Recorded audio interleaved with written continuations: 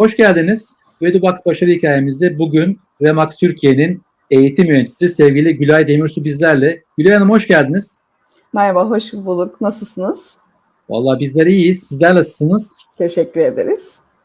Şimdi Remax'ı bilen çok insan var tabii ki ama hazır sizi bulmuşken Remax Türkiye ne yapar tam olarak? Biraz bahseder misiniz? Tabii. Remax aslında yüzün üzerinde ülkede bulunan bir gayrimenkul firması. Biz de Türkiye'deki master franchise markasıyız. 4100'ün üzerindeki gayrimenkul danışmanımızla müşterilerimize gayrimenkul alım satımında aracılık hizmetleri veriyoruz. 4100 kişi. Kesinlikle geniş bir kadromuz var. Baya yüksekmiş. Peki şimdi Vedubox'la bir iş ortaklığınız var. Vedubox öncesi bir teknolojik altyapınız var mıydı? Evet, aslında bir eleme sistemi kullanıyorduk. Bu eleme sisteminde daha önce 3 yıl kullandığımız bir platformdu. Bu platformda çok ciddi teknik sorunlar yaşamaya başladık.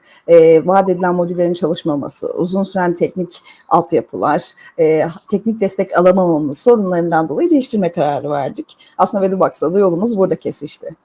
Peki ne sundu size Vedubox?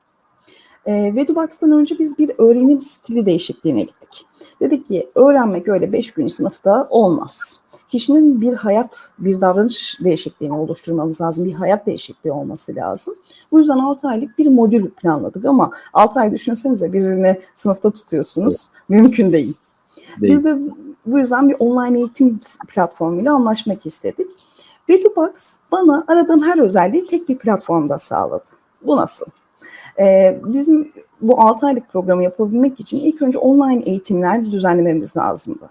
İşte bu online eğitimlerden önce kişinin başlangıçta ne biliyor, sonradan ne kadar öğreniyor, bunları ölçmemiz lazımdı. Bir sınav modülüne ihtiyacımız vardı. Videolarda şöyle düşünün, birden çok video veriyorsunuz ama ne kadar izlendi bunu da bilmiyorsunuz. Bu videoları geçemeyeceği bir sisteme ihtiyacımız vardı. Canlı yayınlarla istediğimiz zaman onlarla iletişim kurmamız gerekiyordu. Çünkü 6 ay uzun bir süre. Bu süre içerisinde hem sorularını cevaplayabileceğimiz bir platforma ihtiyacımız vardı. Eğitim ödemelerini alabilmek için bir ödeme modülüne ihtiyacımız vardı. İşte bunların hepsini tek seferde Vedubox'ta buldum ben. Vedubox'ta ilk alıştıktan sonra 6 aylık eğitim programımızı da kurguladık. Yani hani diyorlar ya all in one, her şey bir arada. Siz böyle bir sistem aldınız ve kullanıyorsunuz. Peki verimlilik anlamında ne ölçmediniz efendim? Aslında şöyle anlatayım size. Birçok kazancı var bu sistemin. Hatta biz Remax Türkiye markası dışında bir de Enrichers Örnek diye bir markamız var. İkinci eleme sistemimizi de aldık Vedubox üzerinden. Çünkü kazancı çok fazla oldu. Şimdi düşünmek lazım. Verimlilik dediğimiz şey ne? Kişiler verimlilikte aslında eğitimdeki verimlilik biraz daha ne kadar öğrendiklerini bilmek durumuydu. Yani onlar ne kazanıyorlar? Şimdi baktığımızda benim katılımcı açısından bir verimliliğim vardı burada. Ne? Kişi 5 günde geliyordu. 5 gün boyunca aslında masrafları vardı. Otel masrafı gibi diğer masrafları vardı. Biz bunu 3 gün sadece geleceği bir hale getirdik. Bu yüzden kişiye bir gelir avantajı sağladı katılımcıya. Bunun dışında bana bir avantaj sağladı. Çünkü ben eğitimini 5 gün tutmuyorum artık. Sadece 3 gün tutuyorum. Böyle bir avantaj sağladı. Ve bunun dışında her yere ulaşabilmeye başladım.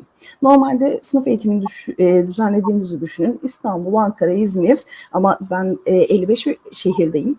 55 şehirde bu sınıfları açamıyorum. İşte bunların hepsine ulaşabileceğim bir destek sağladı.